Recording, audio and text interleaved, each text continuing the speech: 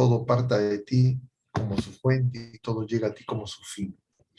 Y lo hacemos con la oración de los hijos de Dios que tú mismo nos enseñaste.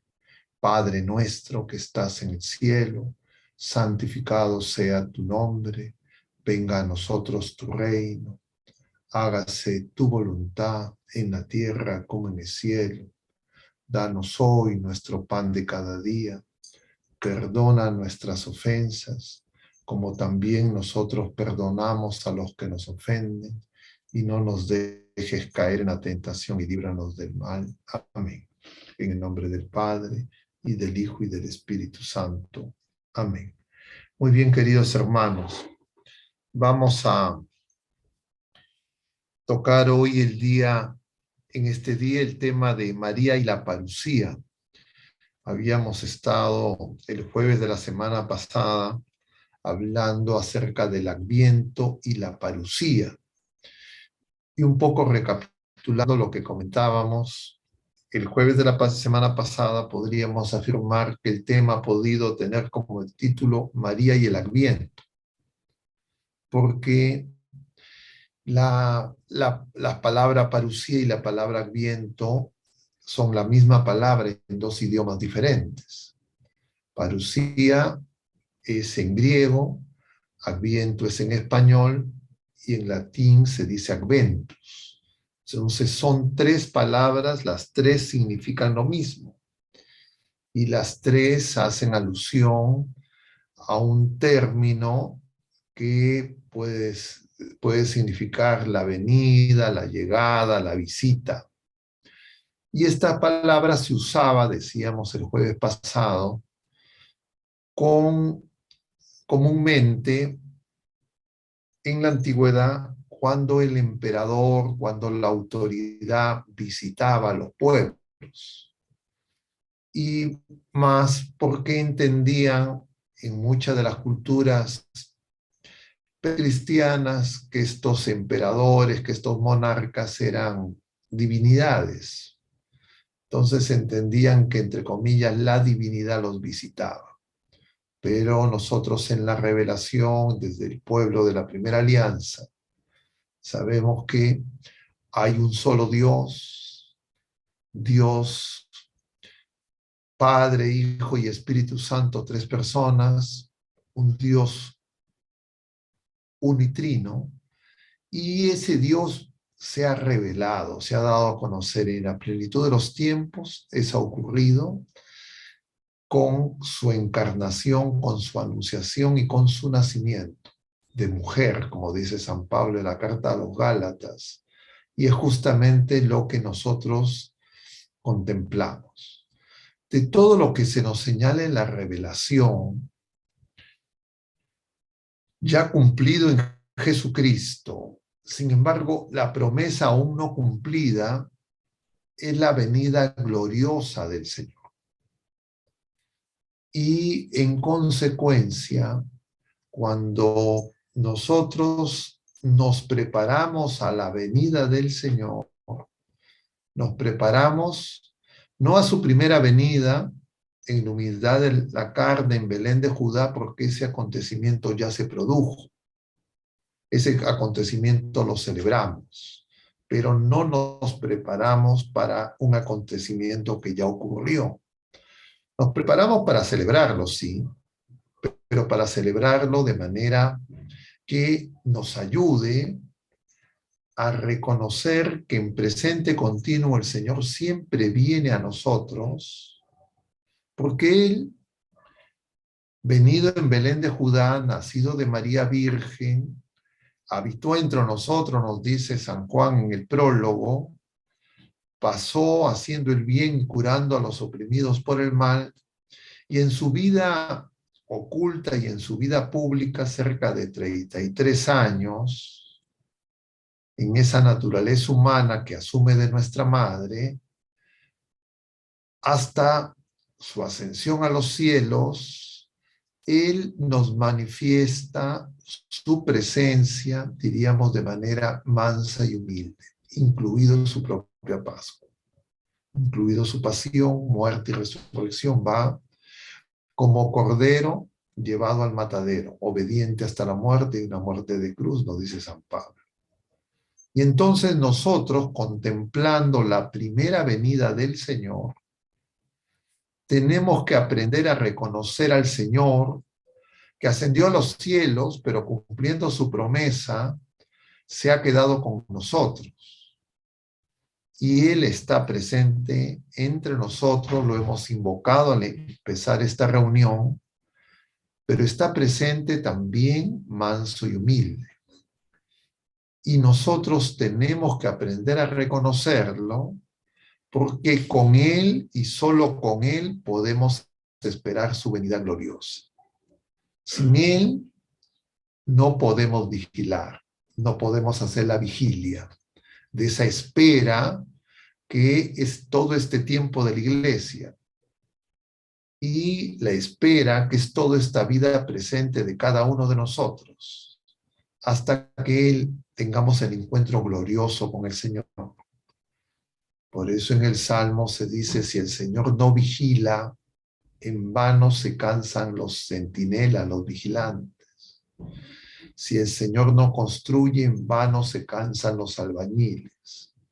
Entonces nosotros celebramos la Navidad en tiempo presente y celebramos los distintos misterios que van desde la encarnación hasta su Pascua, que son un único misterio, para aprender, comprender y reconocer cómo el Señor que viene y se ha quedado con nosotros y viene a nuestra vida en cada instante de nuestra vida, nosotros sepamos cómo Él obra y poderlo reconocer.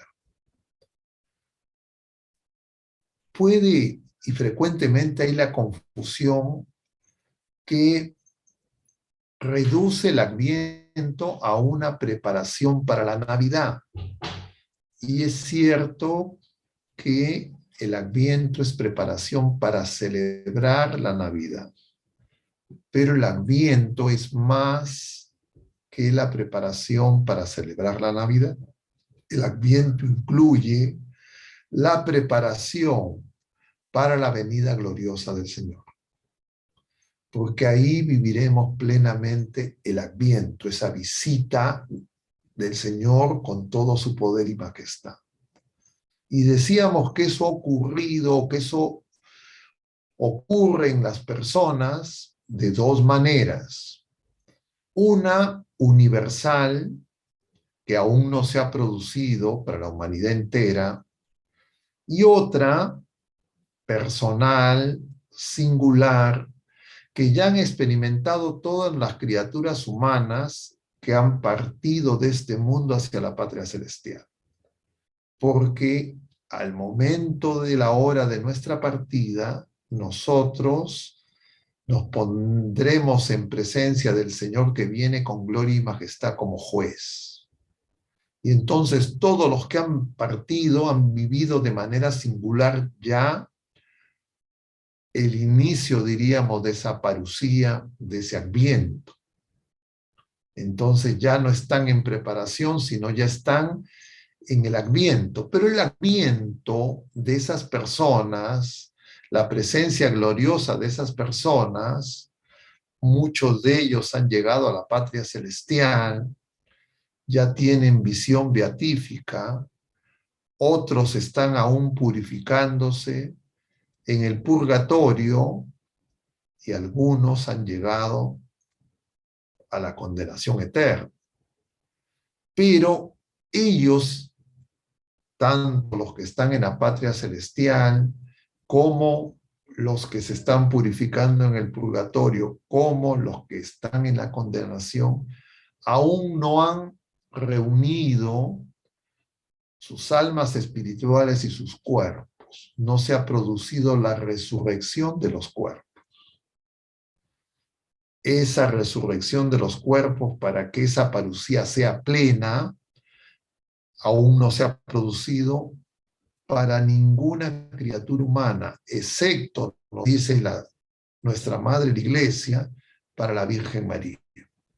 Entonces podríamos nosotros señalar que nuestra Madre Santísima es la única criatura humana que ya ha vivido la parucía.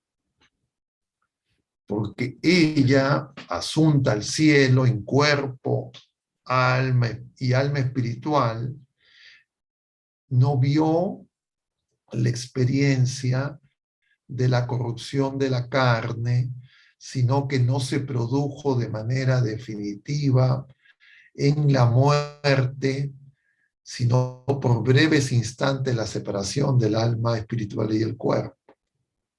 Y eso la Iglesia no lo define con precisión. No dice si María murió o María durmió. Lo que nos dice es que ya vivió plenamente la parucía, y eso significa su asunción en cuerpo y alma espiritual. Y entonces cuando nosotros decimos la parucía y el Adviento, estamos hablando justamente de esas venidas que podríamos resumidamente decir que son tres, y con esas se llena todo el tiempo. Es decir, ya vino en tiempo pasado, pretérito perfecto, vendrá en un futuro, en una fecha y en una hora que nadie conoce, y viene en presente continuo, siempre, todos los días, a cada uno de nosotros, y también viene a las otras criaturas humanas. Entonces, el Señor, cuando se produce ya su encarnación y se une el eterno, la eternidad, el divino Dios y la carne, el cuerpo, la persona de nuestra Madre Santísima, se une el cielo y la tierra, ya desde el momento mismo de la encarnación. Y eso se hace evidente en su nacimiento, en su manifestación, en esa primera gran epifanía, que es nacido como un niño, nacido de mujer. Y en ese momento el camino que une la tierra y el cielo ya se hace evidente. Es más que una primera piedra, ya está el camino. Porque Jesucristo, diríamos, ya solo con su nacimiento nos hubiese podido redimir. Si es que él, por ejemplo, hubiese muerto martirizado por Herodes, el Señor nos hubiese redimido. Eso hubiese sido su ofrenda de sangre, de cuerpo y de entrega total. Pero él quiso él mismo predicar, él mismo quiso purificar todas las dimensiones de la vida humana, y por eso es que él vivió entre nosotros, para que nosotros tengamos un camino que nos conduzca a la vida y encontremos la verdad de quién es Dios y de quién somos nosotros. Y entonces hoy vamos a acercarnos a este misterio en la persona de nuestra Madre Santísima, que es la criatura humana, repito, que ya ha vivido y vive gloriosamente la parucía, asunta al cielo. Y con eso la Iglesia, con eso las criaturas humanas ya tenemos una primicia, un anticipo de lo que es la victoria a la que estamos llamados. Victoria que se nos ha concedido por gracia, por la victoria que Jesucristo nuestro Señor realizó a lo largo del misterio único de su vida, en esa naturaleza divina desposada con la naturaleza humana, en su persona única, con dos naturalezas, misterio de Jesucristo, Señor y Rey nuestro, nuestro Redentor y Salvador. Y todo ese despliegue empieza en el misterio de la persona de María. Y para entender la figura de María y entender cómo la obra de Jesucristo la involucra, la compromete y ella colabora en esa acción redentora, es bueno que nosotros veamos a María en relación a Eva, María la nueva Eva, y veamos también a Jesús en relación a Adán, Jesús el nuevo Adán, como nos dice la iglesia en la liturgia. Y entonces, para eso es necesario remontarnos a la creación del hombre, que nos relata el libro de Génesis, y a la caída del hombre, que también nos relata y hemos contemplado el día de ayer en la primera lectura del capítulo 3 del libro del Génesis, cuando hemos celebrado la solemnidad de la Inmaculada Concepción de la Virgen María. Y entonces diríamos que Adán y Eva fueron creados sin pecado. El relato del Génesis tiene dos relatos para la creación del hombre, y en uno de ellos nos refiere que fue hecho del barro de la tierra, pero de alguna manera en esa relación íntima entre Adán y Eva. Y ellos fueron creados sin pecado. Tenían dones preternaturales que por el pecado original, por el primer pecado, se han perdido, que nosotros no tenemos. Ellos además no tenían ninguna carencia temporal, material, no tenían enfermedades, no había dolor, no había sufrimiento, no había carencia de ningún tipo. Estaban, y eso está significado, en medio del jardín. Y tenían una ley dada por Dios que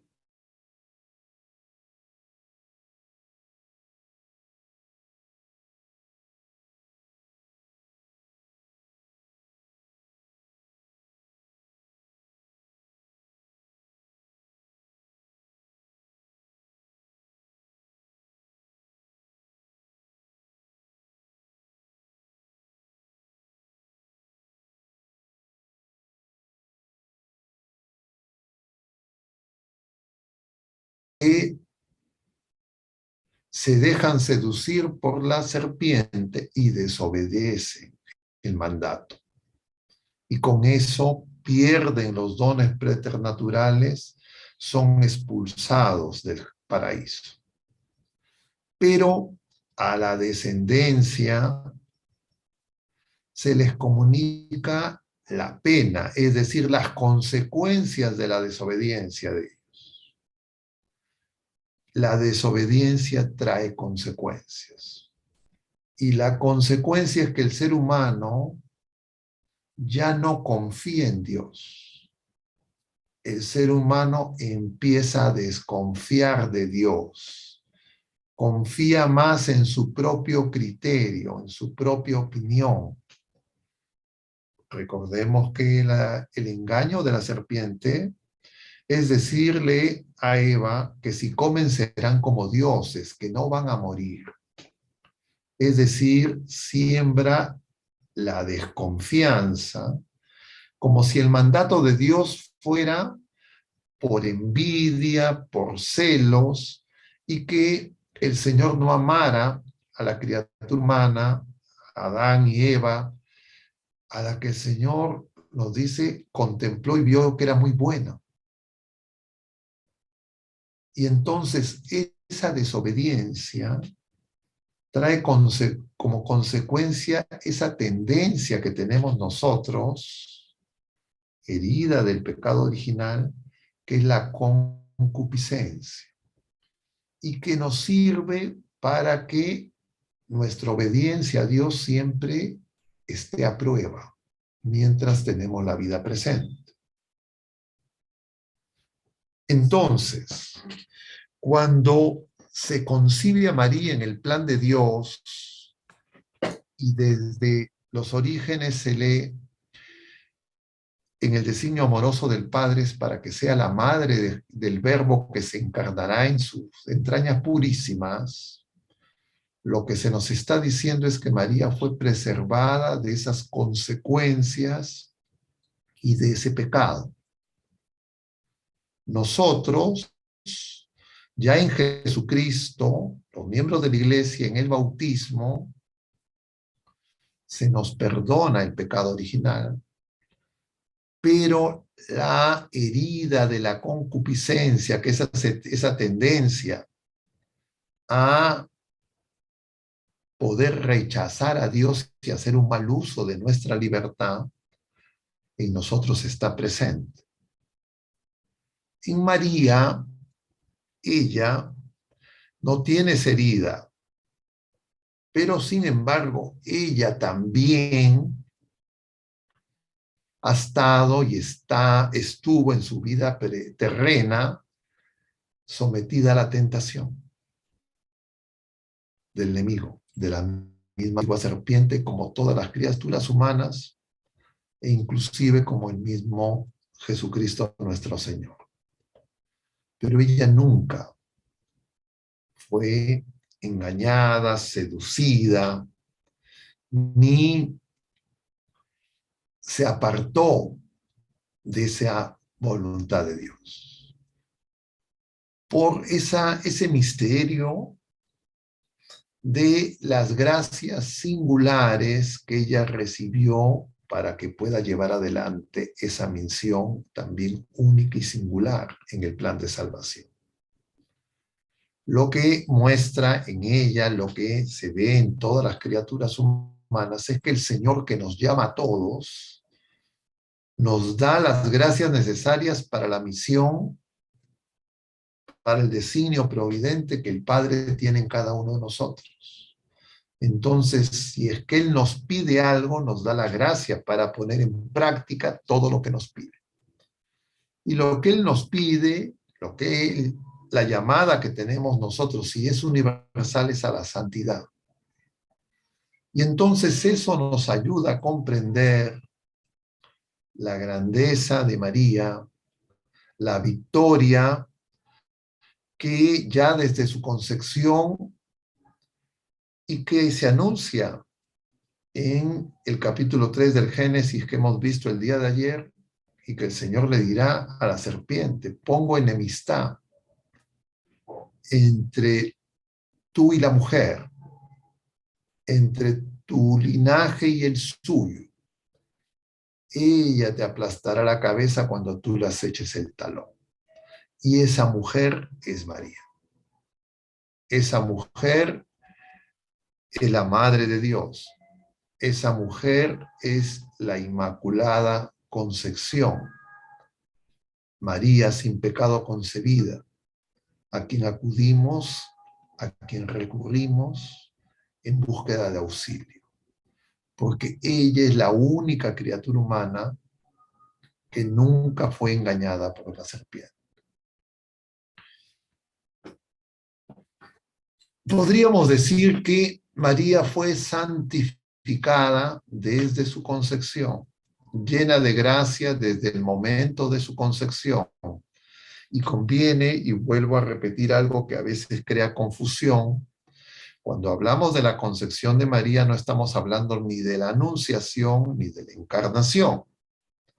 Eso puede generar alguna confusión porque en el Evangelio que se lee en la Inmaculada Concepción leemos el Evangelio de la Anunciación, pero no significa que el misterio de María sin pecado concebida se refiera a la encarnación del Verbo. Y entonces eso hay que tenerlo presente porque hay personas que confunden esos dos misterios. Pero María, ya desde su concepción y a lo largo de su vida intrauterina y extrauterina, conforme se va desplegando su naturaleza humana, va manifestando la gracia que acompaña todo su crecimiento, en edad, en estatura y en gracia ante Dios y ante los hombres. Y así, cuando llega el momento de la encarnación, de la anunciación, siendo aún ella una jovencita, ella responde con ese sí que los cielos contemplan asombrados. Algunos teólogos se preguntan si María pudo decir que no. Y efectivamente ella, en el uso de su libertad, pudo decir que no. Pero esa, diríamos, esa posibilidad no se realiza en ella porque ella está llena de gracia. Y entonces eso significa que ella es dócil, totalmente dócil, y su voluntad y la voluntad de Dios son una. Y por eso es que luego de preguntar ante la sorpresa del saludo, porque el ángel la saluda, alégrate, llena de gracia. El Señor está contigo, y le anuncia que concebirá por obra del Espíritu Santo, del al Verbo Eterno. Ella pregunta antes, ¿cómo será eso? Porque no conozco varón. Y entonces la respuesta del ángel es, va a ser obra de Dios. Y ella inmediatamente responde, hágase en mí, según tu palabra. Y aquí la esclava del Señor. Y entonces María, llena de gracia, sin pecado concebida, es el camino preparado por el mismo Señor para su venida. En otras palabras, Él prepara su venida. Nosotros en el Adviento se nos dice en las múltiples oraciones eucológicas de las celebraciones litúrgicas en este tiempo, que en el Adviento el Señor nos invita a preparar el camino, como anunciaba Isaías. Preparen un camino, abajen los montes, eleven los valles, hagan recto lo torcido, lo escabroso. Y eso era lo que anunciaba Isaías. Y lo que nosotros sabemos es que eso se realizó en María por obra de la gracia de Dios. Dios mismo lo hizo. Pero ese camino para llegar a María, que es el caminito que nos conduce al camino, que es el Verbo Eterno, el Señor lo va preparando a lo largo de toda la historia del pueblo de la Primera Alianza, con la formación de un grupo de personas que se van purificando en la experiencia de la fe, en el silencio de la oración, en la historia del pueblo de la Primera Alianza.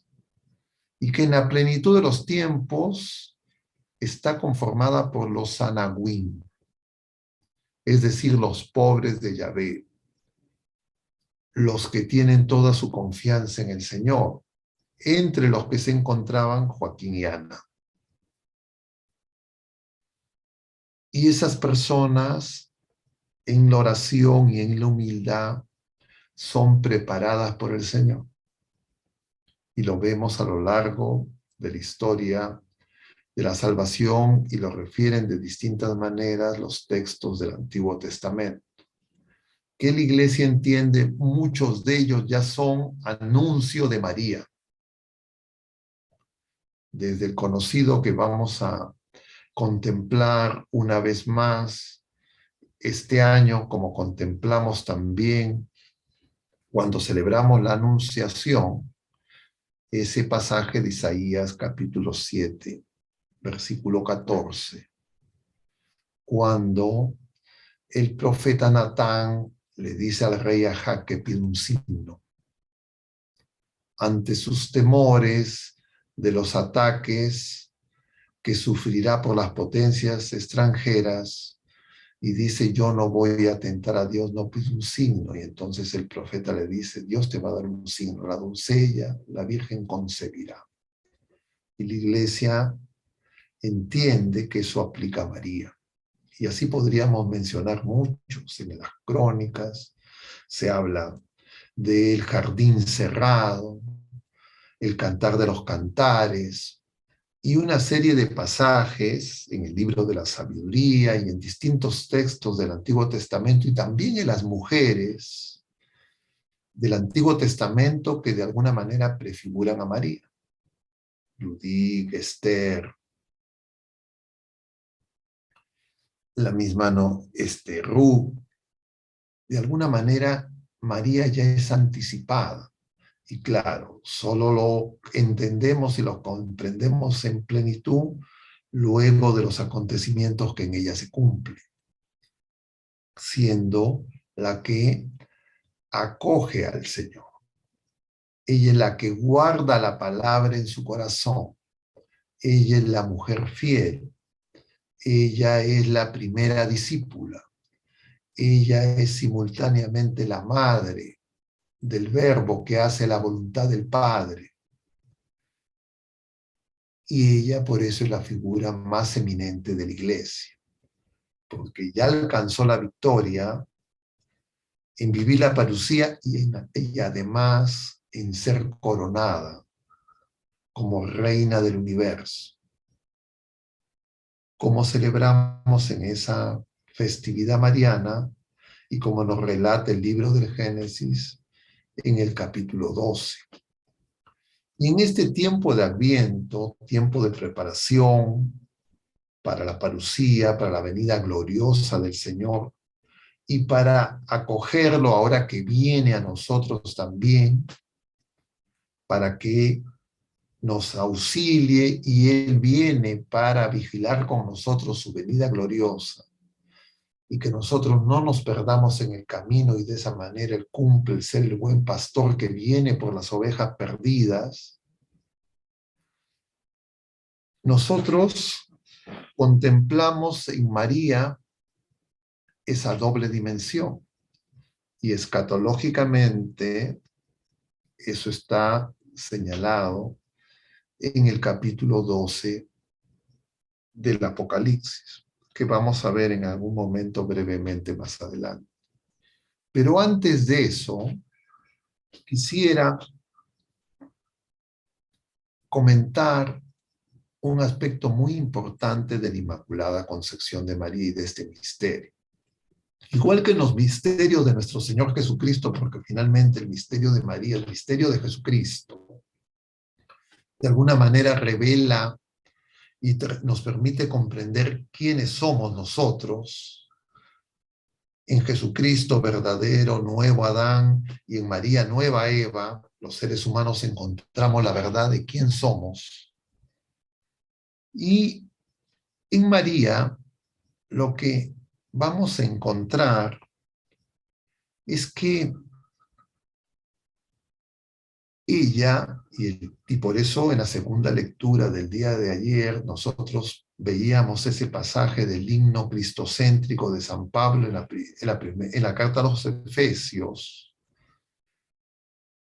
que dice que en Jesucristo hemos sido bendecidos con toda clase de bienes espirituales y celestiales para ser santos e irreprochables ante Dios por el amor, en quien se cumple en primer lugar ese anuncio que San Pablo solemnemente señala en la carta a los Efesios, es en María. Ella es santa e inmaculada o irreprochable, podríamos decir, sinónimos. Pero justamente eso que se cumple en María, también nosotros estamos llamados a ser inmaculados e irreprochables. Claro, nosotros no desde la concepción. Nosotros empezamos un camino para ser inmaculados. Pero nosotros solo vamos a alcanzar la plenitud de nuestra vida si somos inmaculados a imagen de nuestra madre. porque no podemos ingresar a la patria celestial si no somos santos e inmaculados o irreprochables ante Dios por el amor, por obra del Espíritu Santo. Y entonces cuando celebramos a María como la Inmaculada, simultáneamente deseamos y aspiramos a que en nosotros también se realice esa obra de la gracia y ser concebidos en la vida presente inmaculados. Y para eso se necesita también, por la gracia, vencer al pecado, guardar la palabra del Señor en nuestro corazón y que esa palabra en nuestro corazón dé fruto, fruto de santidad, fruto de pureza. Y entonces nosotros celebramos la Inmaculada Concepción no solo para llenarnos de alegría en la belleza y en la hermosura de nuestra Madre Santísima, sino para saber que nosotros también estamos llamados a la misma vocación. No de la misma manera que ella, pero sí por la acción del Espíritu Santo y de la gracia igual que en ella. Y por esa razón es que nosotros encontramos no solo la alegría en ella, sino también la alegría en nosotros. Y comprendemos el don que Dios nos ha hecho. Como le dirá el Señor a la samaritana, si comprendieras el don, si nosotros comprendiéramos el don, entonces nosotros no seríamos tan fácilmente engañados. Y justamente nuestra Madre Santísima viene en nuestro auxilio, ella que pisa la cabeza de la serpiente, para que nosotros podamos en Jesucristo encontrar justamente la fortaleza, la luz, para poder, la gracia, para poder vencer al pecado. Y para que dejemos de ser jardines abiertos, diríamos, aljibes agrietados, y que la gracia en nosotros se pueda colmar y poder alcanzar esa santidad que el Señor nos quiere dar.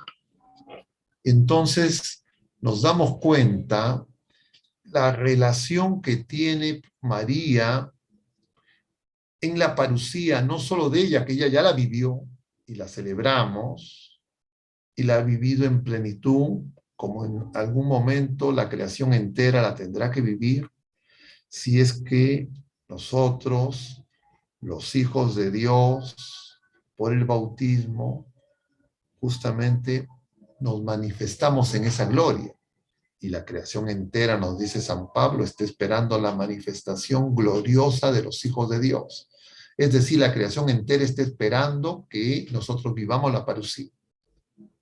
Porque si es que nosotros, las criaturas humanas, alcanzamos esa glorificación en la gracia, todos los cielos, habrá cielos nuevos y tierra nueva. Y entonces habrá una nueva creación. No la destrucción del mundo, sino un mundo purificado del mal, un mundo en el orden de Dios, un mundo donde reine el Señor, un mundo donde reine la justicia y la paz de Dios. Y eso se tiene que cumplir primero en nosotros, primero en las criaturas humanas y luego en el resto de la creación. Y María es el auxilio que el Señor nos da para que, igual que en Caná de Galilea, ella, comprendiendo nuestros temores, nuestras dudas, nuestra falta de gracia, que se expresa en la pérdida de la alegría de saber la victoria a la que llamamos, ella una y otra vez nos lleve al Señor para que podamos ser un vino nuevo en odres nuevos. Es decir, para que el Espíritu Santo nos plenifique, nos purifique y nos santifique. Y entonces comprendemos que la espera de la parucía, la espera de ese Adviento definitivo, lo vamos a vivir si es que nosotros podemos acoger al Señor que viene a cada uno de nosotros y en cada circunstancia de nuestra vida, y viene manso y humilde. Pero nosotros muchas veces, a diferencia de María, que desde el silencio más profundo, desde el mismo instante de su concepción y a lo largo de toda su vida terrena, fue una mujer de silencio. Muy pocas palabras tenemos de nuestra Madre Santísima en los Evangelios. Es la mujer orante, es la discípula y simultáneamente la madre, por voluntad y designio amoroso de Dios. Pero María, el silencio se expresa en que ella acoge la palabra, acoge al verbo. Y María acoge al verbo como niño, como cigoto, y lo lleva en sus entrañas purísimas. Y nosotros tenemos que aprender, y para eso celebramos la Navidad, a acoger al Señor que viene manso y humilde. La Navidad y celebrar la Navidad en relación al Adviento tiene ese significado. Que nos demos cuenta que muchas veces nosotros nos parecemos más a la espera que tenía el pueblo de la primera alianza, a la espera del reino de Dios que manifestaron los discípulos y los apóstoles de Jesús, que era la venida gloriosa del Mesías. Y por eso es que el pueblo de Israel, cuando tuvo al Mesías frente a sí, no lo pudo reconocer, porque esperaban no una gloria de amor, sino una gloria temporal, una gloria pasajera, una gloria terrenal, que de alguna manera no se ha cumplido todavía. Y para eso es importante diferenciar el reino de Dios de la iglesia peregrina. La iglesia peregrina no es igual al reino de Dios. La iglesia triunfante podría ser igual al reino de Dios, porque la iglesia triunfante sí se hace la voluntad de Dios, la iglesia celestial, la Jerusalén del cielo. Pero en la tierra nosotros, peregrinos, una y otra vez tenemos que elevar los valles porque caemos en el desánimo, en la desconfianza, en los temores, en la depresión, en las dudas, a bajar las colinas porque muchas veces también la soberbia, el orgullo, la vanidad, la presunción, la apariencia y además lo torcido de nuestras intenciones que no son rectas, porque no sabemos amar como el Señor nos ama. Nosotros como peregrinos muchas veces no dejamos que el Señor reine en nosotros. Y no dejamos que el Señor reine porque nosotros imaginamos un reinado diferente. Es más, seducidos por el engaño del pecado original, nosotros queremos reinar. Que es lo mismo decir queremos ser como Dios sin Dios. O que es lo mismo decir queremos que se haga nuestra voluntad. Y eso lo descubrimos en nuestras oraciones, en nuestros temores, en nuestras desconfianzas. Y María es justamente la discípula dócil, que nos enseña a crecer en la fe, en la esperanza y en la caridad, para que no seamos engañados por esos pensamientos, por esos deseos que nuestra naturaleza herida con facilidad acoge y no distingue si son propios o son puestos por el enemigo. Y entonces tenemos cizaña, simultáneamente con el trigo. Y por eso es que necesitamos ser purificados, pero con confianza, si es que tenemos fe viva, si tenemos firme esperanza y ardiente caridad. Y por eso es que María queda como Madre nuestra, para que nosotros podamos, contemplando a nuestra Madre, entender cómo que nosotros, pequeños hijos suyos, también estamos llamados a ser santos y irreprochables por el amor, inmaculados, inmaculadas, como ella, puros.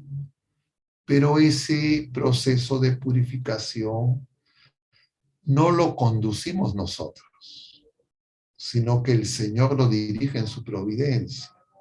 Y nosotros en cada circunstancia de la vida, reconociendo su presencia, podremos responder también con ese sí que la creación espera y que el Señor nos propone como docilidad, como seguimiento, y que no pronunciamos por soberbia, por orgullo, por poca fe y por ignorancia, por el pecado en una palabra.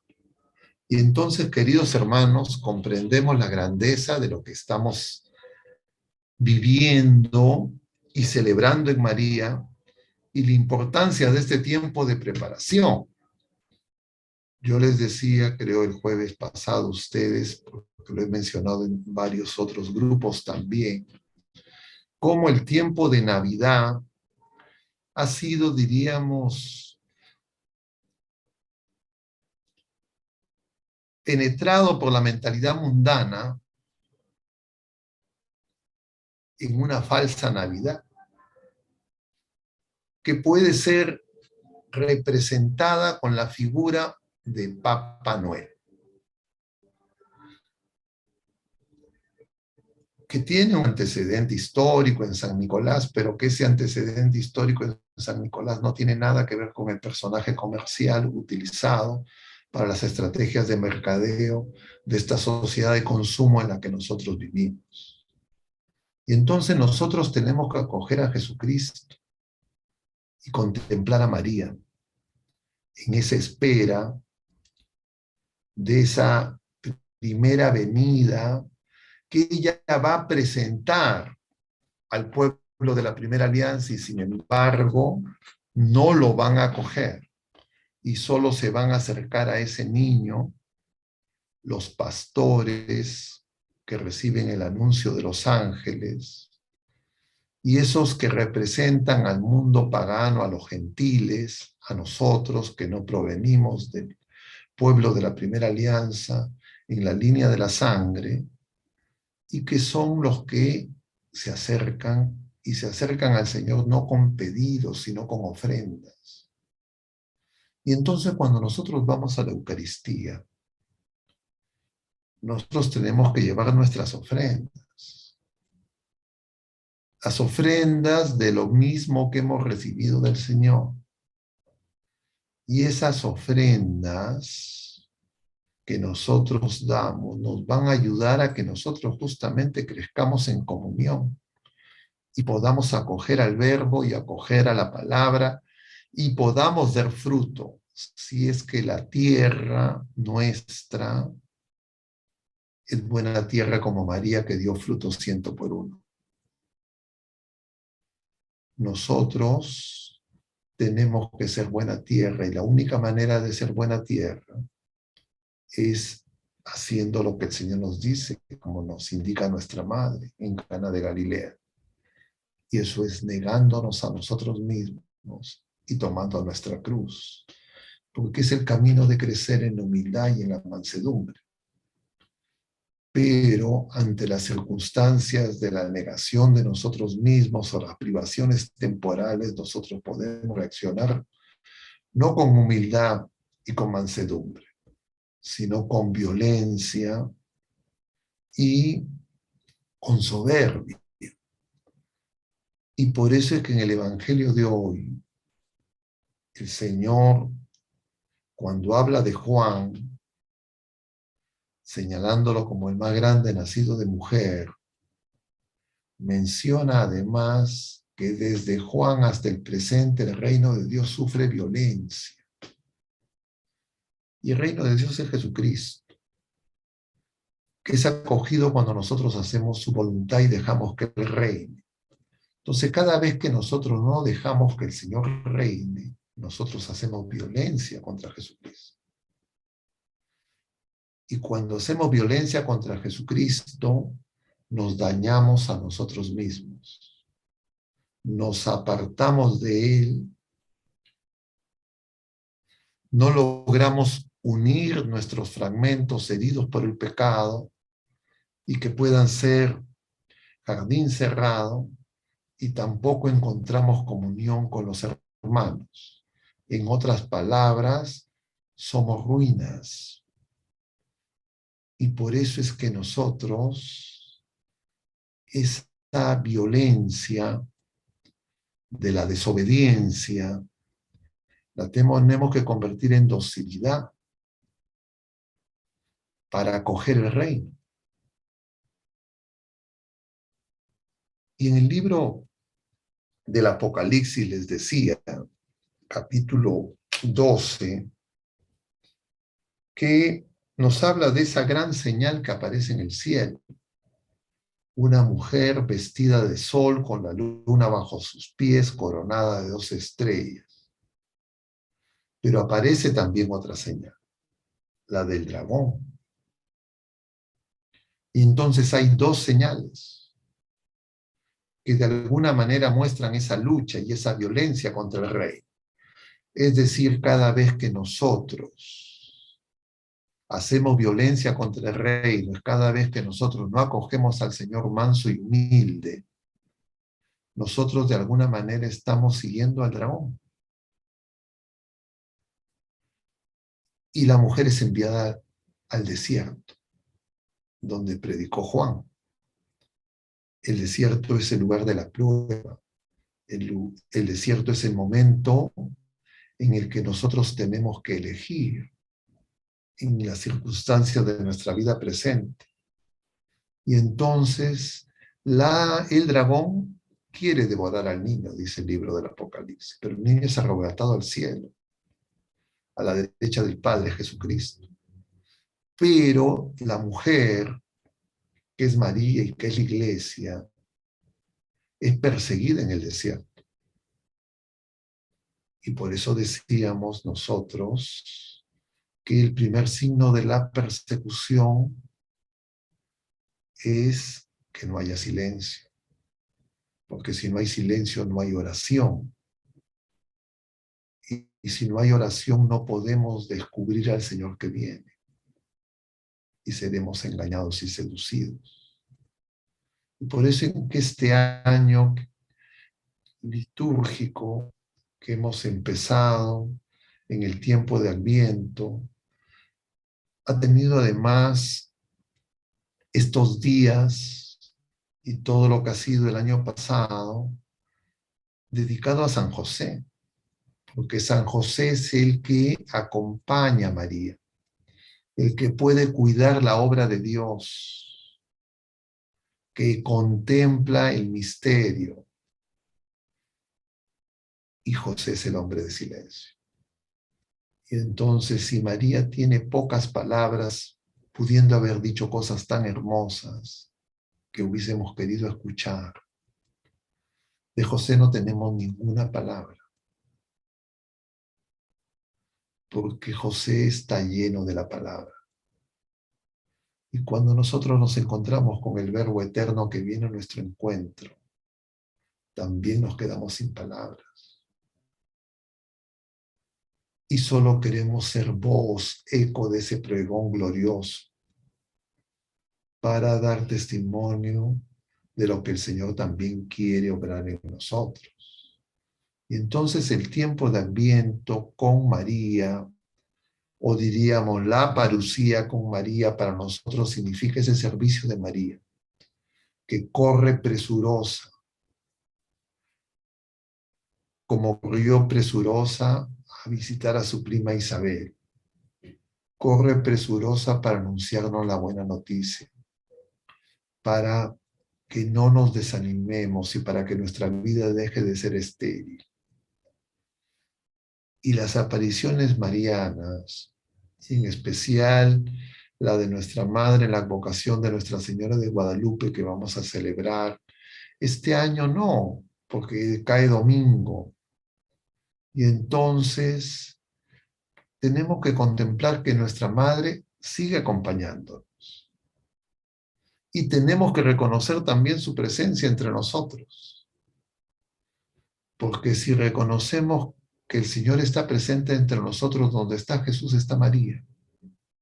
Y entonces también reconoceremos la presencia de nuestra Madre, que dulcemente una y otra vez nos dirá que no tengamos miedo, porque ella está para ayudarnos, porque ella viene a servirnos maternalmente, especialmente la oración. Y por eso la grandeza del Santo Rosario, porque nos ayuda a que aprendamos a escuchar al Señor. Por eso el Rosario no hay que entenderlo como una oración vocal, sino entenderlo como una oración contemplativa. Y repetir los Ave Marías y los Padres Nuestros es para que podamos contemplar el misterio que enunciamos y también el misterio de la presencia del Señor con nosotros y en nosotros. Desde el bautismo, y el Señor quiere crecer, quiere que en nosotros se manifiesten también esos frutos de su gracia, para no encontrar ramas, follaje sin fruto. Y el Señor, si nos da un tiempo más de vida presente y nos espera porque demos fruto, es porque nos tiene paciencia y quiere que nosotros participemos de la victoria. Pero muchas veces nosotros no tenemos tiempo para ese silencio, no tenemos tiempo para nuestras familias, no tenemos tiempo para nosotros mismos y tampoco tenemos tiempo para Dios y para la oración. Y por eso es que María, que es la que guarda las palabras en su corazón, es la mujer orante, porque la oración es guardar a Jesús en nuestro corazón, es acoger a Jesús en nuestro corazón y así poder estar en comunión con Él.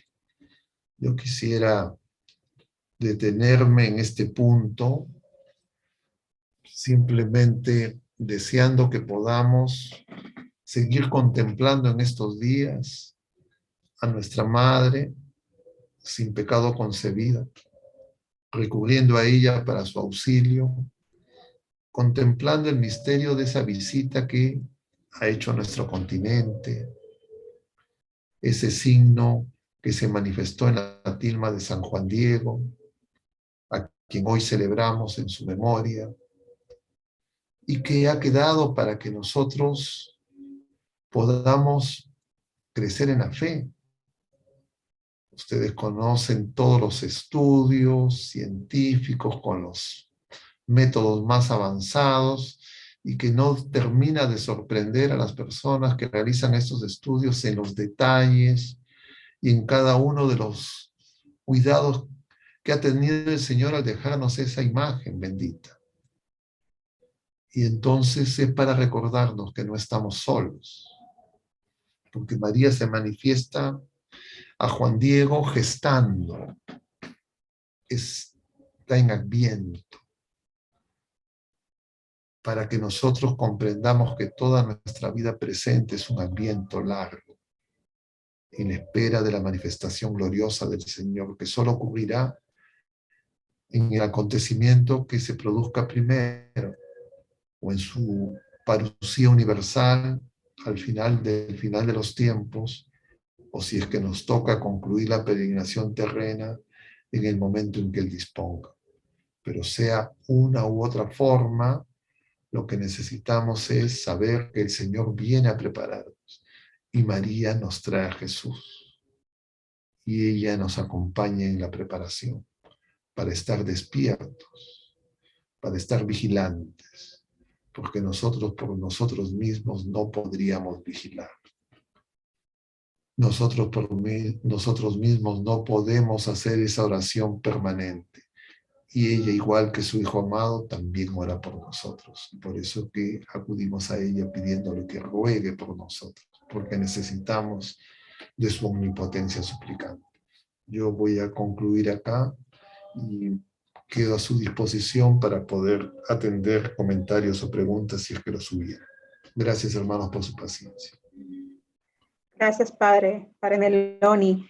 Sí hemos recibido bastantes preguntas de varios hermanos, que quisiéramos empezar por esa pregunta que nos hace una hermana que tiene hijos ya profesionales, y su preocupación de madre nos pregunta y dice, no, Padre, por favor, explíquenos, por favor, ¿qué es ser cada día más santos? Ella quisiera explicarle a sus hijos, porque ellos piensan que solo son santos los que ya han alcanzado la santidad, ¿no? Entonces no logra ella explicarle como madre cómo nosotros podemos ser santos.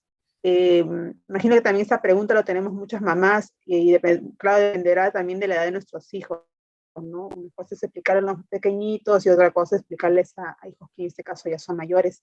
Si nos podría dar una respuesta para el equivalente para nosotros a la concepción de María es el día de nuestro bautismo. ¿Ya? Ese día, el día de nuestro bautismo, nosotros hemos empezado a acoger al Señor y el Señor ha iniciado en nosotros el proceso de santificación. Es lo que veíamos en la segunda lectura del domingo pasado. Le pedimos al Señor que la obra buena que Él ha empezado en el bautismo la lleve a término. Entonces nosotros somos santificados por la obra del Espíritu Santo. Y es una obra de arte, es una obra de perfección, una obra que solo Dios puede realizar. Pero nosotros somos impacientes, nosotros nos desesperamos, nosotros andamos apurados. Y entonces, como estamos todavía en etapa, diríamos, de producción, de santificación, observamos más nuestras miserias, nuestros pecados, nuestras imperfecciones y la de los demás, y no nos damos cuenta de la obra buena que el Señor está realizando en nosotros. Porque muchas veces nosotros la bloqueamos, le impedimos, porque de repente no nos enteramos de que el Señor está trabajando para nosotros y nos quiere santificar y está realizando ese trabajo de santificación. Pero ese trabajo de santificación, esa obra del Espíritu Santo, requiere nuestra aceptación, requiere nuestro sí. Y el Señor nos va consultando ese sí en distintas circunstancias y momentos de nuestra vida y cada día. Y entonces nosotros tenemos que estar despiertos para que ante cada consulta nosotros hagamos la voluntad de Dios y le digamos sí. Pero como andamos distraídos, preocupados y fijándonos solamente en las cosas temporales, en las cosas pasajeras, en nuestros deseos más inmediatos, postergamos, ocultamos, incluso despreciamos el deseo de hacer la voluntad de Dios, porque nos parece que no es posible. Nos parece que Dios no puede cambiarnos, y eso es porque nos falta fe, porque el ser humano desea ser bueno, el ser humano desea ser verdadero, el ser humano desea ser amado por Dios, pero cree que no puede cambiar. Muchas veces cree que es como una especie de enfermo incurable, cree que su pecado es más grande que el poder de Dios. Y eso es porque nos falta fe. Y esa fe necesita el testimonio. de los que peregrinan con nosotros. Y ese testimonio tiene que empezar en nuestros padres, en los más cercanos. Eso es lo que ocurrió en el pueblo de la Primera Alianza cuando poco a poco se fueron formando esos anahuim, hasta que se llegó a Joaquín Mian. De allí nace nuestra madre. Entonces nosotros, los adultos, los padres de familia, los clérigos, los mayores con respecto a los más jóvenes, a los más pequeños, tenemos que darnos cuenta de lo que es nuestra responsabilidad y no escandalizarlos. Pero para que nosotros podamos comprender la grandeza de nuestro testimonio, nosotros tenemos que examinarnos y darnos cuenta que muchas veces tenemos la mentalidad del mundo. Deseamos lo que el mundo propone. Nos parece que eso es lo más importante y que eso es lo que nos va a alcanzar, entre comillas, el éxito, la felicidad que nuestro corazón ansía. Y entonces tenemos que darnos cuenta que estamos contaminados, envenenados por esa mentalidad del mundo. Y por eso es que necesitamos estos tiempos de oración, de meditación, y estos tiempos de gracia, como el tiempo de Adviento, el tiempo de Cuaresma, para que nos podamos ordenar y que eso torcido se haga recto, que esos valles se eleven, que esos montes se abajen, y que dispongamos nuestra tierra, es decir, nuestro corazón, para que acojamos al Verbo eterno, es decir, ser ese pesebre donde quiere el Señor ser colocado. Y entonces nosotros muchas veces, no, lo que buscamos es la opinión pública, el aparentar, tanto para las cosas del mundo como incluso para las cosas de Dios. Porque nos gusta justamente lo que llama la atención, lo espectacular. Y el reino de Dios no viene así. Viene en el silencio de la noche, en el desierto, en la oscuridad, como llegó esa palabra San Juan Bautista, veíamos el domingo. Entonces, el Señor tiene que llegar de esa manera a nosotros y solo así nosotros podemos testimoniar, porque tal vez nosotros creamos que lo más importante son nuestras palabras, pero si nuestras palabras no están acompañadas de nuestras acciones y de nuestros gestos, es decir, no tenemos una vida coherente, entonces no hacemos que las personas deseen el encuentro con el Señor, deseen la santidad, sino vamos a hacer que las personas, al contrario, no quieran esa vida porque nos convertimos en antitestimonio o porque ocupamos el lugar del Señor. Y entonces contemplar a María, contemplar a José, contemplar a la Sagrada Familia de Nazaret es para nosotros alimento y testimonio. ¿Y cuál era el secreto de ellos? Es que ellos sabían y nunca olvidaban que Dios estaba en medio de ellos. Nosotros lo olvidamos con facilidad. Y entonces, para que eso no ocurra tan fácilmente y podamos tener más presente al Señor, vivir en su presencia, nosotros necesitamos el silencio y la oración. Entonces, padres deben hacer oración con sus hijos. No hay nada que pueda ayudar más a un hijo que la oración con sus padres. No hay nada que pueda ayudar más a los esposos que la oración de ambos esposos. Pero a veces que no se hace esa oración en familia. Entonces, estos rosarios que se rezan antes de las charlas, por eso se promueve que sea oración de familias, que estén los esposos, que estén los hijos, como muchos de ustedes participan de esa manera. Y el rosario es para rezarlo en familia. Y además el rosario rezado en familia le concede a los que realizan esa oración indulgencia plenaria. Y entonces lo más importante es la oración, vivir los sacramentos y el testimonio de una vida que crezca en el amor y el perdón, y darnos cuenta que lo que afecta a ese testimonio es la ira, que es lo opuesto a la mansedumbre, y que la soberbia, que es lo opuesto a la humildad, y que justamente son las virtudes en las que destacan los Anahuín, en los que destaca nuestra Madre Santísima, y las virtudes que el Señor, en lo único que Él se pone como ejemplo. Y entonces María nos ayuda a comprender qué significa ser hijo de Dios.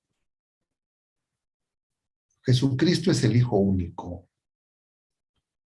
Y en Jesucristo, María incluida, todas las criaturas humanas hemos sido hechos, estamos llamados a ser hechos hijos de Dios. Y la vida de santificación es crecer como hijos de Dios. Y para vencer a la ira y a la soberbia, nosotros recibimos un don del Espíritu Santo. Es el don de piedad. La piedad no es un acto humano primariamente, sino es un don sobrenatural que nos permite poner en práctica la humildad y la mansedumbre, tener una oración en el silencio y contemplar al Hijo único y a nuestra Madre. Entonces necesitamos ese don de piedad. Y la piedad a veces nosotros la confundimos con devociones. Y repito, ¿cuál es la diferencia? La diferencia es que la piedad es un don de Dios y la devoción es un ejercicio humano. La devoción debe ser consecuencia de la piedad, pero muchas veces nosotros, en una comprensión equivocada de la vida de los santos o de la vida de las personas ejemplares que en la revelación tenemos, nosotros no nos damos cuenta la diferencia entre el fin y los medios, entre las causas y las consecuencias. Entonces, se parece, pero no es lo mismo. Y yo conversaba con algunas personas hace pocas horas sobre estas cosas. Y entonces hay personas, por ejemplo, que quieren forzar a sus familias, a sus familiares, para rezar, sin darse cuenta que eso es, diríamos, forzar un acto devocional, que lo que puede traer como consecuencia que la gente, al contrario, deteste la oración. Eso se ve muy comúnmente en muchas personas que son matriculados en colegios religiosos, donde, entre comillas, como parte de la currícula o del programa, tienen que asistir a misa, tienen que hacer alguna oración, y esos niños, esos jóvenes, están contando los minutos, las horas, los días, en terminar ese colegio para no volverlo a hacer. También ocurre en experiencias de los jóvenes que se inscriben en programas de confirmación y entonces sienten que están forzados en ir a misa, en escuchar a un catequista que no da un testimonio coherente, o a los mismos clérigos, y entonces están esperando que termine ese programa para no volver a la iglesia. ¿Y qué está ocurriendo en ese caso? Que se confunde lo que es la piedad con la devoción forzada, que sería el devocionismo. La devoción, la oración que brota del corazón es consecuencia de la piedad. Pero la devoción forzada no produce piedad. Produce más bien vanagloria, orgullo, soberbia. Y yo no sé si con eso les estoy siendo claro, pero yo creo que es un problema muy común. Y a veces ese problema o esa confusión la promovemos nosotros en los grupos parroquiales, en los grupos de oración. Porque se reúnen un grupo de personas que se llaman grupo de oración, grupo parroquial, con distintos nombres, Y entonces los que dirigen, los que, diríamos, los responsables del grupo empiezan a establecer ciertas normas que todos tienen que hacer. Y entonces los que siguen esas normas, entre comillas, son los buenos. Los, entre comillas, los que son ejemplares. Los que no las siguen empiezan a ser objeto de ironías, a veces de recriminaciones, y no se dan cuenta que antes que eso se dé, primero tienen que recibir el don de piedad. Entonces muchas veces esos responsables se sienten pues como que son los fariseos de nuestro tiempo. Y eso a veces es promovido por nosotros, los clérigos, promovemos esas cosas. Entonces se parecen, aparentemente son iguales. Entonces dicen, sí, somos de mucha oración, somos comunidad orante, pero cuando se empieza a ver los frutos, no hay frutos. ¿Y qué aparece? Que están divididos, que se pelean entre sí, que unos hablan mal de otros. Y entonces no se entiende, y entonces empiezan a no, entonces yo me voy a formar otro grupo, me voy a cambiar de parroquia, ahora me voy a hacer catequista en otro sitio. Y yo, por lo menos en mi tiempo de conversión y como clérigo, veo que eso es muy frecuente. Al principio no me daba cuenta por qué ocurría. Pero luego en la experiencia y en los encargos que la misma iglesia me ha ido dando, he ido contemplando más cercanamente estas cosas. Y entonces el problema pues es que en el fondo nuestra fe no está purificada, nuestra esperanza no es firme porque nosotros queremos resultados rápidos. No queremos hacer silencio, no queremos escuchar. Y en la raíz de todo, no queremos obedecer. Y claro, eso trae esas consecuencias. Entonces, recapitulando la pregunta con esta respuesta un poco extensa. Si ustedes son padres, abuelos, adultos responsables de algún grupo parroquial, de algún grupo de oración, personas que influyen sobre otras, tienen que darse cuenta que necesitamos una gracia especial, que es ese don de piedad que el Señor no nos niega, para descubrir que justamente nosotros tenemos que crecer como hijos de Dios, contemplando a Jesús, que es el Hijo único, y a María, que es la discípula más fiel de su Hijo. Y entonces podremos comprender esa expresión: ¿quiénes son mi madre? ¿Quiénes son mis hermanos? Los que hacen la voluntad de mi Padre del cielo. Y entonces esas relaciones humanas, en la búsqueda y en el deseo de agradar a Dios, ya no serán una competencia de apariencias, de figuraciones y discusiones de quién es el más importante, y ya no caeremos en la tentación de querernos, entre comillas, perennizar en posiciones y en responsabilidades, y a veces eso lleva incluso hasta, diríamos, acciones hasta ridículas, ¿no? Es muy común en los grupos que hay problemas por ejemplo, algunos no quieren, se hacen coordinadores responsables y son casi vitalicios, y después quieren ser reelegidos, y cuando buscan, entonces, ¿por qué se da eso? Porque lo que buscan es la apariencia, porque de alguna manera psicológicamente quieren encontrar un sustituto de esa alegría espiritual. Y entonces el tiempo de Adviento es para que nosotros no presumamos de ser fieles, de tener fe, de tener esperanza, de tener caridad, sino acercarnos al Señor como esos gusanitos de los que habla Isaías hoy. No temas, gusanito, oruga. O sea, la obra de santificación es obra de Dios. Y claro, nosotros ahora nos podemos ver como orugas, como gusanos, y entonces no nos gusta nuestra apariencia. No nos gusta todavía el estado en que estamos. Y claro, nos podemos desesperar creyendo que no vamos a cambiar.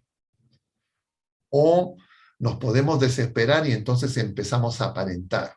Y entonces nos fabricamos, somos orugas, somos gusanos y nos fabricamos unas alas de mariposa, pero no podemos volar. Y entonces de eso está llena las experiencias religiosas en Iglesia Peregrina. Y esas experiencias tienen que ser purificadas. Además, se necesita descubrir que cada uno de nosotros tenemos cosas en común, como pueblo, como hermanos, como hijos de un mismo Padre, en un solo bautismo, en una sola fe, pero que además cada uno somos diferentes. Entonces no queramos hacer de nuestra experiencia espiritual norma para los demás, ni pensemos que la experiencia espiritual de los santos, canonizados por la Iglesia, va a ser idéntica en nosotros. Yo le decía en la mañana, en la celebración eucarística, en la parroquia, es como que alguien quiera decir, yo quiero ser santo, entonces lee la vida de Santa Rosa de Lima, y entonces quiere empezar a hacer lo que hizo Santa Rosa. Entonces, claro, si es que el Señor no le da esa gracia, si es que el Señor no la prepara para esa tarea, esa persona lo que va a hacer es, se va a amargar, se va a llenar de mentira, de apariencia, y va a quererle contar a todo el mundo un día que de repente hizo algo de ayuno y lo va a querer exagerar y lo va a querer, entre comillas, sobredimensionar. Y si hizo ayuno ese día, este día va a estar amargo y de mal humor todo el día. Entonces, yo no puedo ni siquiera entrar en una vida purgativa, purificativa, por mi propio voluntarismo. Es el Señor que me conduce a esos desiertos. Y es el Señor quien sabe quién, cómo y en qué momento para cada quien. Y a veces la iglesia nos pone momentos, tiempos, donde nos recomienda el ayuno, la oración, la limosna. Y entonces hay momentos, pero a veces las personas, y escuchaba también una persona me decía, no, que yo he tenido experiencias religiosas muy importantes, entonces ahora estamos haciendo ayuno 3 veces por semana, y entonces hacemos ayuno todos en la casa, incluido la señora que ayuda, incluidos sus hijos pequeños, ¿no? Creo que de 9, 10 años. Entonces yo le preguntaba, y no vaya a ser que después sus hijos pequeños detesten el ayuno. Y me decía, no, yo le he preguntado si seguirían haciendo. Y claro, habría que volverle a preguntar. Y el Señor sabe de eso. Entonces, por eso el Señor nos pregunta muchas veces. Entonces, a eso alude también la lectura del día de hoy, cuando el Señor dice que no hay nadie más grande nacido de mujer que Juan Bautista.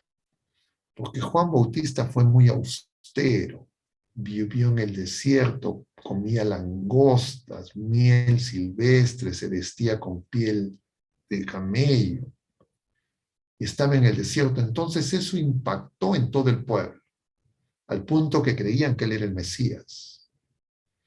Pero el Señor nos dice, el más pequeño en el reino de los cielos es más grande que Juan.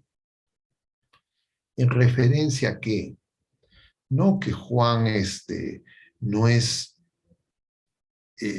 un profeta, el más grande de los profetas, sino en el sentido de que una cosa es el régimen de la gracia y otra es el régimen, diríamos, del esfuerzo de la vida purificativa personal. Entonces, la obra de santificación es obra del Espíritu Santo. Y yo al Espíritu Santo no lo voy a poder forzar. si es que el Espíritu Santo en el plan de Dios me van a santificar en 80 años, ya pues yo no voy a decir, bueno, que me santifique en una hora, en un mes, o en una semana, o en un periodo de mi vida donde de repente en ese momento me siento muy, muy encendido de celo por el Señor. O sea, esto tiene que ser probado. Y por eso es que los apóstoles fueron probados en su fe y nosotros también tenemos que ser probados en nuestra fe y eso se llama la cruz. Mientras que nosotros no experimentemos la cruz, nosotros no sabemos cómo vamos a reaccionar. Mientras tanto, vigilamos con temor, santo temor de Dios, y pedimos al Señor que nos ayude con su gracia y concluya la obra buena que empezó el día de nuestro bautismo. Bueno, me he extendido mucho más de la cuenta en esta pregunta, pero no Bueno, sé si padre, ustedes sí. tienen algún otro comentario o pregunta. Así es, acá hay otra pregunta. Dice si es algo relevante el orden en que se dice en la escritura cuando hablan sobre, cuando Dios le habla a la serpiente, te aplastará la cabeza y tú le morderás en su pie.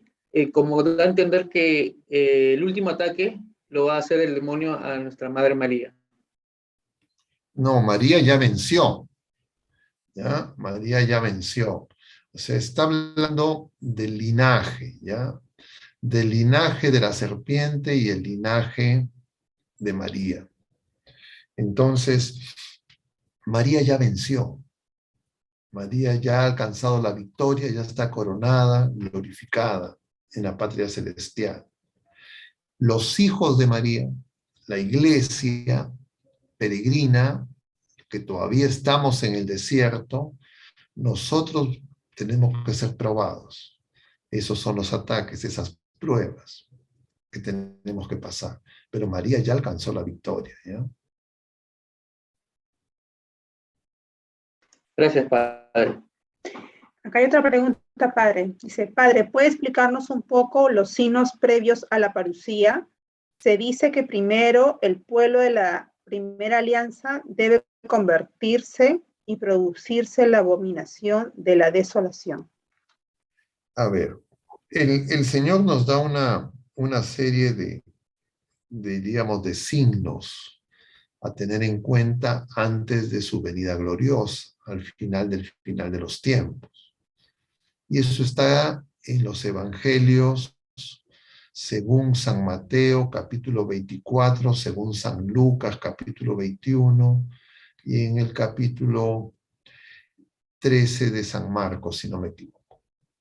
Entonces nosotros ahí tenemos los signos enumerados por el mismo Señor. Y también en la primera de Tesalonicenses y en la segunda de Tesalonicenses, San Pablo menciona signos, ¿ya? Entonces, esos signos hay que leerlos. Y les aconsejo además leer los numerales 675, 676 y 677 del Catecismo de la Iglesia, que tienen el acápite que se llama la última prueba de la Iglesia, y también nos hablan de esos signos. En resumen, va a haber signos de distinto tipo, signos cósmicos, pero sobre todo va a haber un signo que va a ser la manifestación del anticristo. El anticristo como el impostor que va a querer ocupar el lugar de Cristo. Antes de la manifestación del anticristo se tiene que producir la apostasía de la verdad. Es decir, un enfriamiento y una confusión en la fe.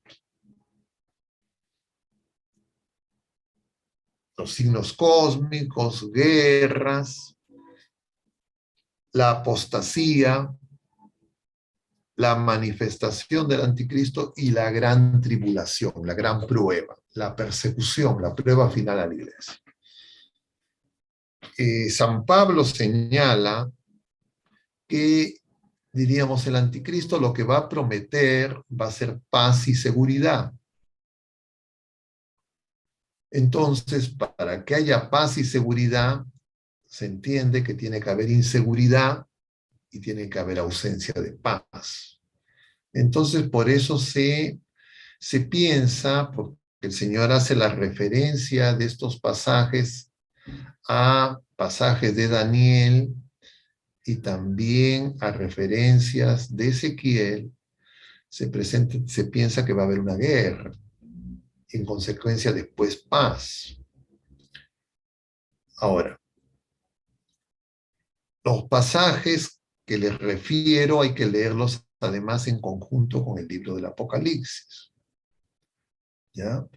Que en el capítulo 13 va a hablar de las dos bestias y también va a hablar del anticristo y del falso profeta, porque el anticristo va a tener a alguien que lo presente, que lo señale como, digamos, el Cristo, un falso profeta, de manera análoga como San Juan Bautista preparó y señaló al Cordero de Dios. Va a haber un personaje que va a señalar al anticristo como que es el que viene, el esperado. Y entonces, lo que no está revelado, pero que algunos exégetas piensan, esto incondicional, es que el pueblo de la primera alianza va a acoger con entusiasmo al anticristo y lo va a reconocer como el Mesías esperado.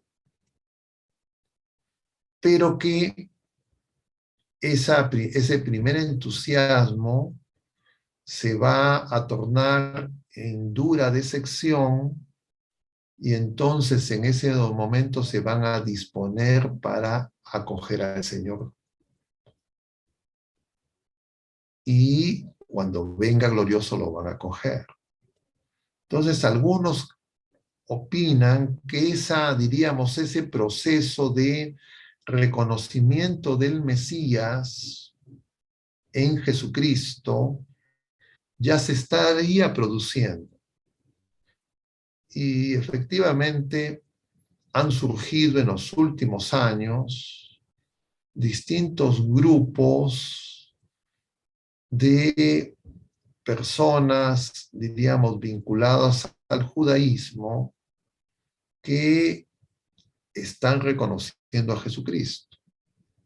Pero claro, con distintas exégesis, interpretaciones, etcétera, muy variadas y muy heterogéneas, ¿no?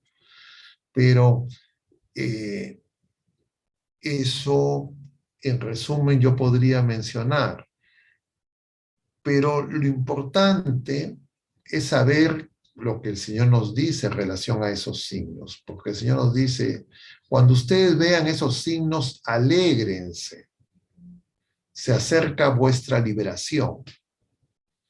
La única manera de alegrarnos del Señor que viene, glorioso como juez, en medio de esos signos y esa gran confusión y esa gran tribulación que se va a vivir, la única manera es teniendo a Jesucristo en nuestro corazón. A veces nosotros cuando contemplamos la vida de nuestra Madre Santísima, la vida terrena, nosotros podemos creer que la vida de María Santísima fue una vida fácil, que ella era una cosa así, que no tuvo dificultades, no tuvo tribulación. Es todo lo contrario. Justamente porque era llena de gracia, porque tenía la sabiduría de Dios, ella se dolía profundamente porque entendía la dureza del corazón del pueblo de la primera alianza y la apostasía en que vivía. Y por supuesto le producía un gran sufrimiento. Entonces ella, que fue preservada de los dolores de parto en el nacimiento del Señor, no fue preservada de los dolores en la Pascua de su Hijo amado cuando asume como hijos a los vivientes, y por eso es que nuestra experiencia de conversión es una experiencia que produce violencia y que produce dolor. Dicho de otra manera, María, figura más eminente de la Iglesia, ha tenido dolores de parto con cada uno de nosotros en nuestra vida presente. Y sigue teniendo dolores hasta que nosotros no asumamos y dejemos que su Hijo amado reine en nosotros. Ella experimenta el dolor de los pecados del mundo. Ella está, por eso, al pie de la cruz, está de pie. Y de alguna manera, ese resto de Israel, esos Anahuín, esos pobres de Yahvé, de los que nació Zacarías, Isabel, Ana, Joaquín, está representado en María, en el discípulo amado y en esas mujeres que estuvieron en el Gólgota. Y también va a estar representado en un grupo pequeño de la iglesia que tenga su confianza en el Señor. Y que de alguna manera va a tener que experimentar justamente el dolor de saber que familiares, que miembros de la iglesia se apartan del camino recto, hacen violencia contra el Señor muchas veces queriendo utilizarlo y aprovecharse de la fe, no para dar testimonio, sino para sus objetivos mezquinos, egoístas y temporales, porque van a tomar conciencia de que ante tanta dureza, la purificación va a necesitar, pues, quebrantar corazones. Y cuanto más duro es nuestro corazón, cuanto más oculto nuestro pecado, entonces muchas veces el dolor necesario para que nosotros podamos alcanzar la conversión es más grande. No porque el Señor lo quiera, sino porque nosotros nos resistimos, porque hacemos violencia contra el Señor. Hacemos violencia contra el Rey.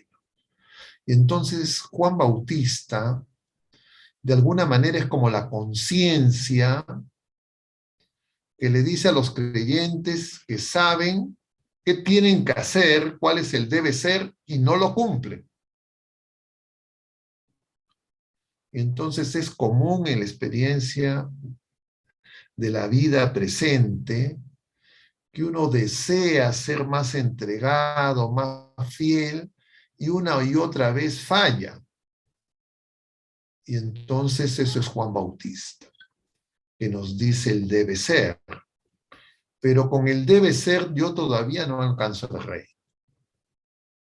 Yo necesito que venga Jesús. Entonces, descubra que en un fuerte dolor de corazón, ese deseo de hacer la voluntad de Dios, eso no significa todavía que ha acogido al Señor.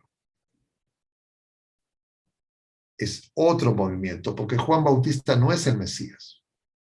Él es el que nos señala quién es el Cordero de Dios. Pero es el Cordero de Dios quien se tiene que manifestar en nosotros, y nosotros tenemos que reconocerlo en nosotros y en los demás. Y para reconocerlo necesitamos la gracia. Necesitamos seguirlo, necesitamos preguntarle dónde vives, y Él nos dirá, vengan y verán, y descubriremos que está dentro de nosotros. Y entonces saldremos a anunciar que hemos encontrado al Mesías con nuestra vida, con nuestro testimonio de vida. Pero bueno, yo no sé si tienen algún comentario o pregunta. Sí, padre, tenemos muchos más, pero lamentablemente creo que por El la tiempo hora está excedido, entonces vamos a quedar ahí. Con una oración vamos a terminar. Les agradezco por su paciencia y disculpen de repente si no hemos atendido más preguntas y comentarios de su parte. En nombre del Padre, del Hijo y del Espíritu Santo. Amén. Dios salve María, llena eres de gracia, el Señor es contigo. Bendita eres entre todas las mujeres y bendito es el fruto de tu vientre, Jesús. Santa María, Madre de Dios, ruega por nosotros pecadores, ahora y en la hora de nuestra muerte. Amén. El Señor esté con ustedes. y la bendición de Dios Todopoderoso, Padre, Hijo y Espíritu Santo, descienda sobre todos ustedes y permanezca para siempre. Mucho ánimo, queridos hermanos, que Dios los bendiga. Hasta la próxima, Dios mediante. Gracias, Gracias, Padre. Padre. Muchas gracias. Gracias a ustedes. Gracias, Padre. Gracias a Dios. Muchas gracias, Gracias, Padre. Padre. Bendiciones.